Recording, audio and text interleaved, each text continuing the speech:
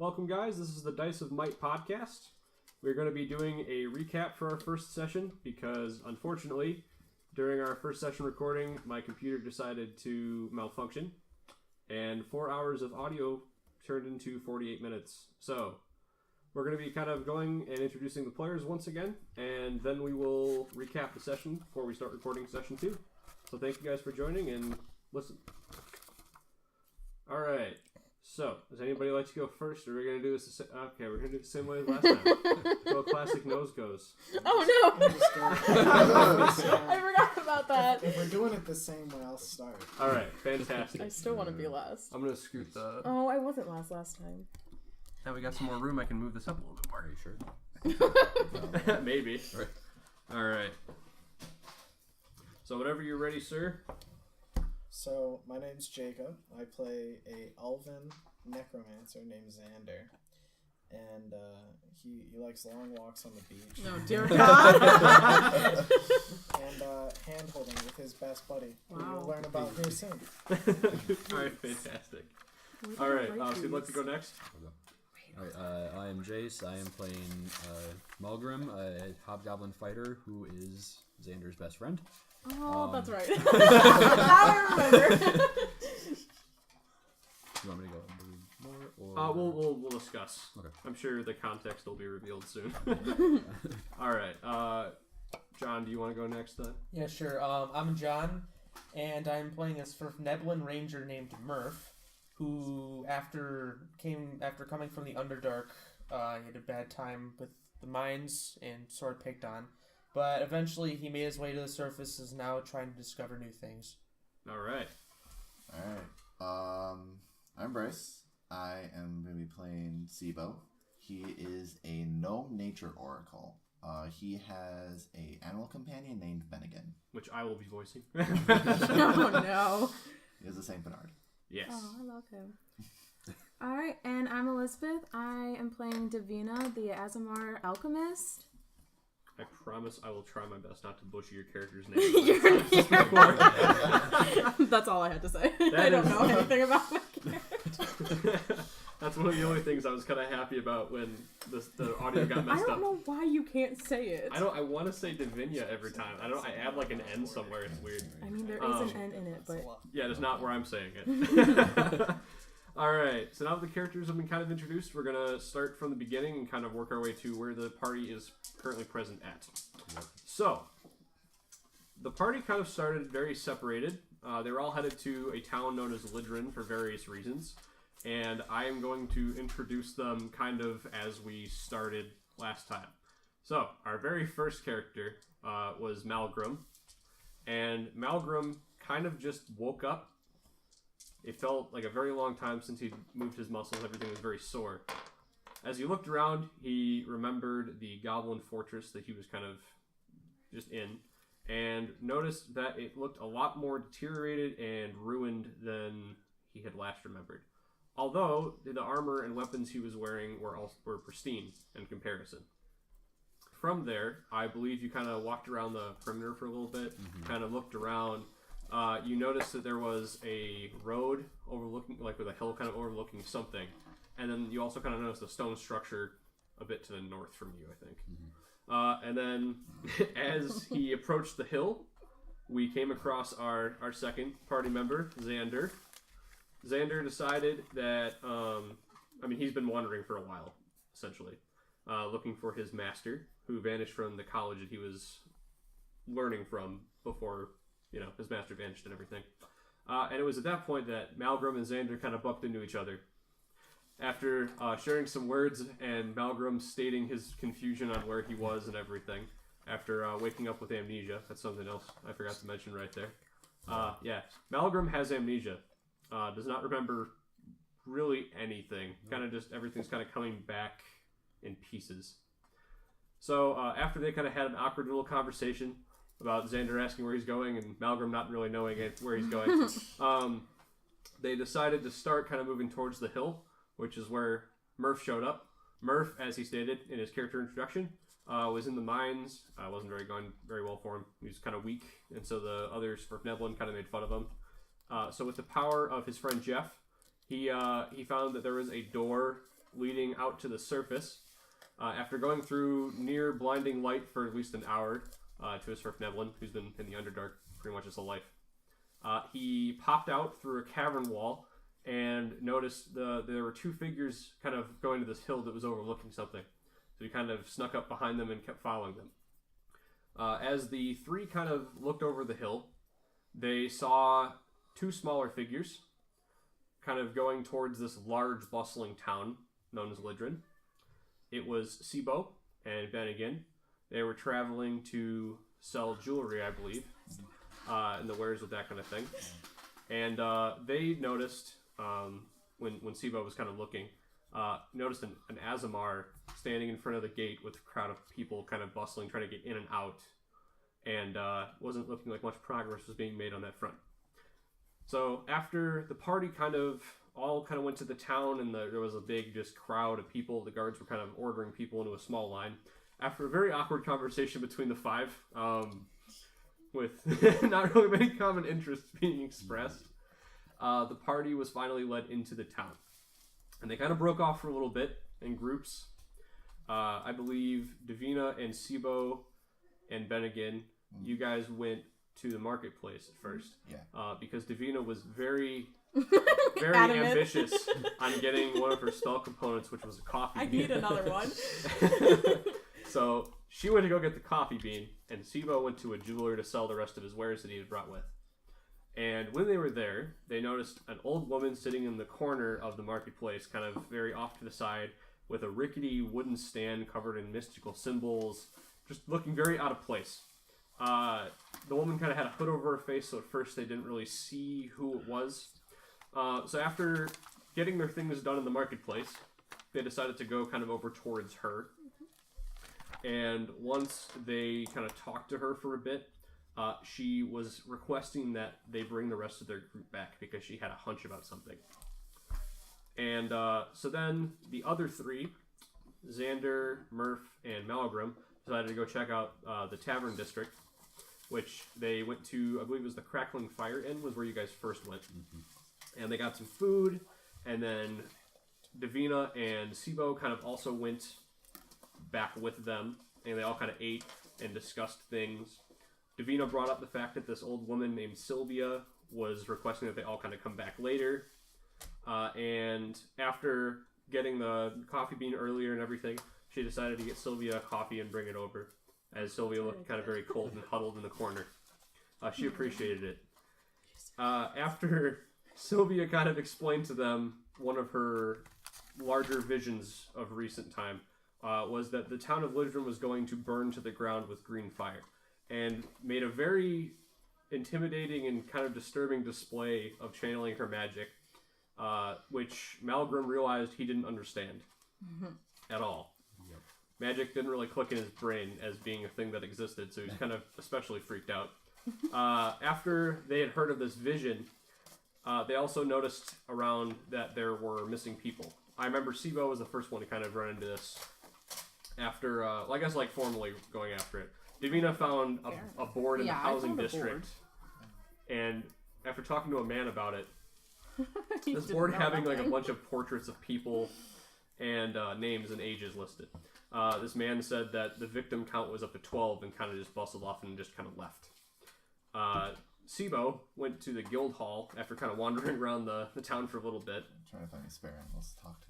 Yeah, you're trying to find some spare animals. All stray animals. There weren't a lot of stray animals in the town to really discuss things with. So Sibo decided to go check out the guild hall.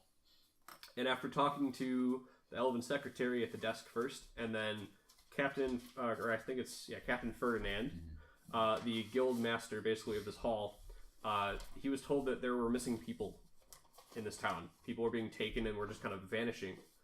So Sibo decided to go get the rest of the group to tell them about it, and then they kind of made the connection with the 12 missing that were happening on the board. And they went to the housing district as a group, I believe, next. I don't think anything else happened before that. They went to the housing district as a group and decided that, they found somebody. Her name was Evelyn. She was the wife of the most recent victim, Dren. And they found some gray fabric kind of tucked in a window Murph was very observant and kind of noticed some different things around the broken glass and other things around. Bennigan caught scent on the fabric, and they took off towards the cemetery. After kind of looking around the place, especially Murph kind of snuck into this shack that was on a small little hill kind of outlooking the cemetery. The keeper of the cemetery, Grendolin, was very angry with him that he was going through his things.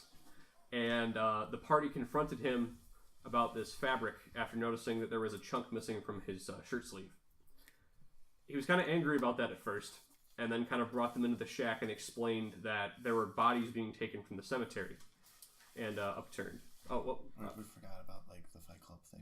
Like the Fight Club. The two ends, yes. Yeah. Yes, we'll discuss that after this point, I suppose. Okay. Thank you for catching that. Yeah, no problem. That was kind of a fun bit. I think you guys went back to the Tavern District after the cemetery, though. We did. Yeah, that's what it was. Okay. Yeah. Okay, I'm just glad we got everything kind of... Yeah. Okay, yeah, 'cause I would have probably forgotten about that, but I appreciate that. No problem.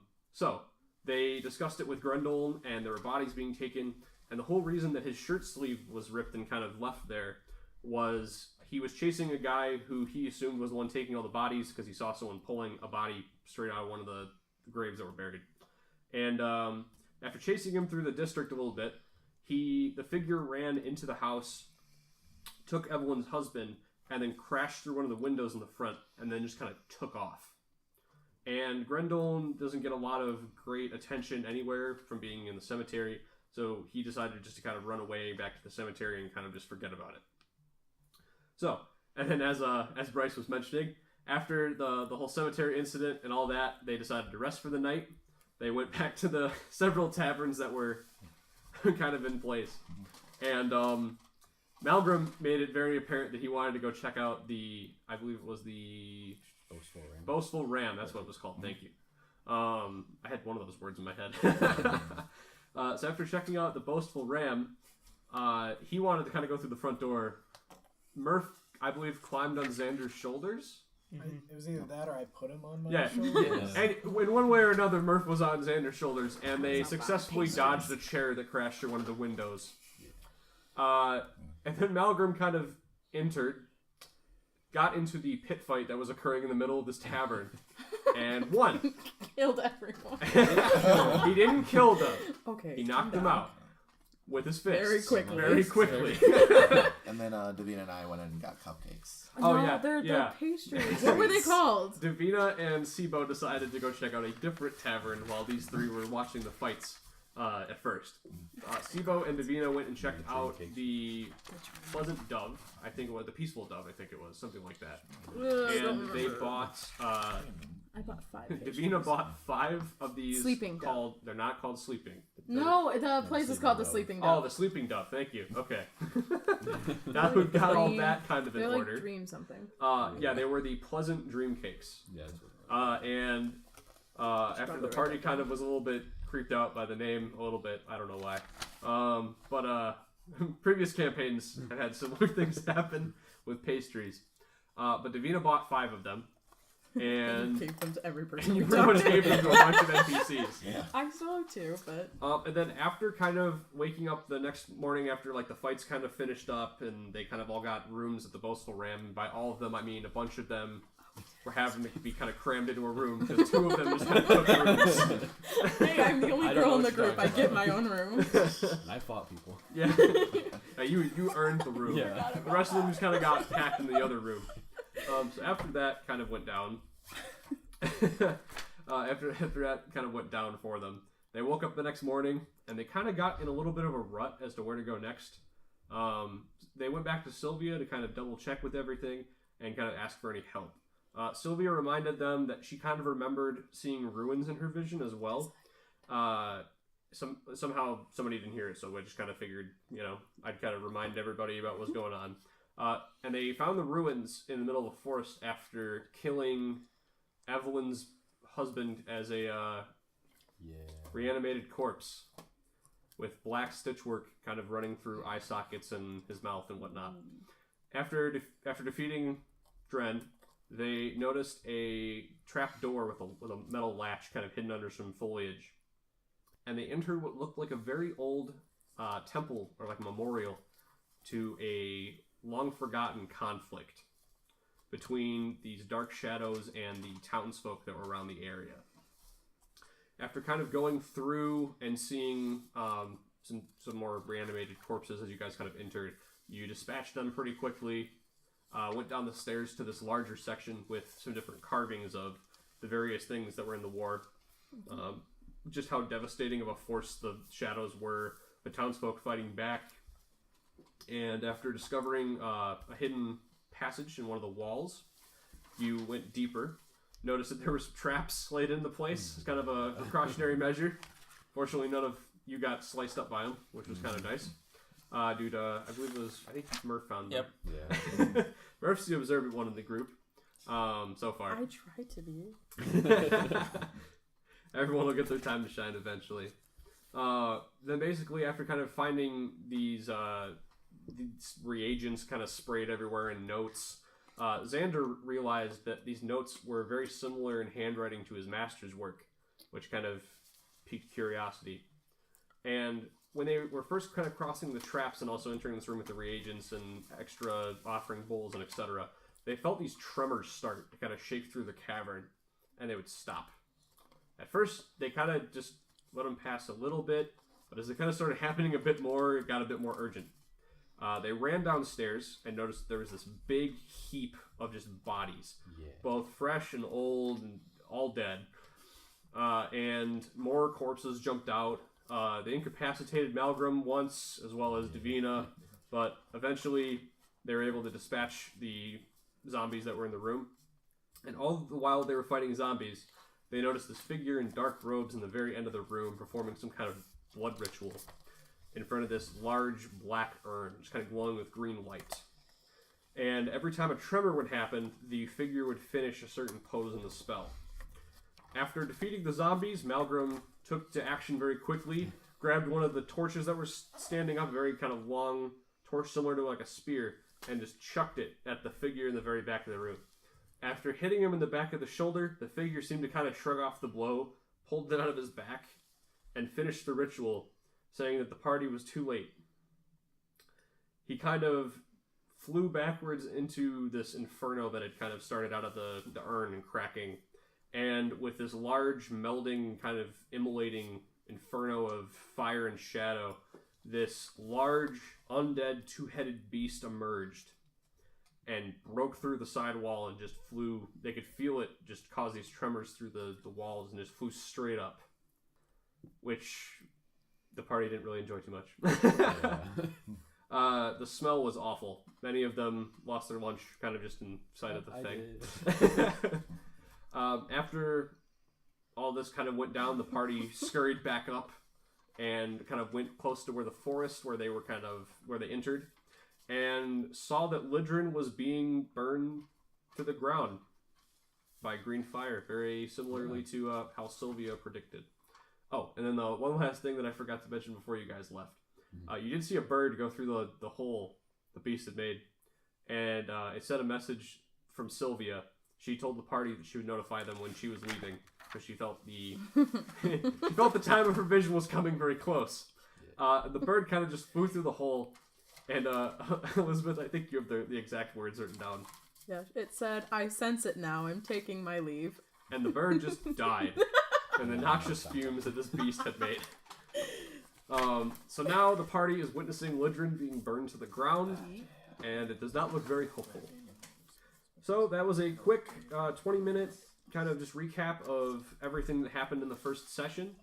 We will continue to kind of run through these sessions, and we'll try to make sure the audio is set up in a more efficient way next time. I know it's a bit confusing without all of the session details and whatnot, but the first session kind of got screwed up, so this is the only way we were able to give you guys any context. So without further ado, we're going to go ahead and end the recap here, and then we're going to go ahead and start recording session 2, which we'll be posting after this first recap. So thank you guys for listening to the Dice of Might podcast, and we will catch you guys later.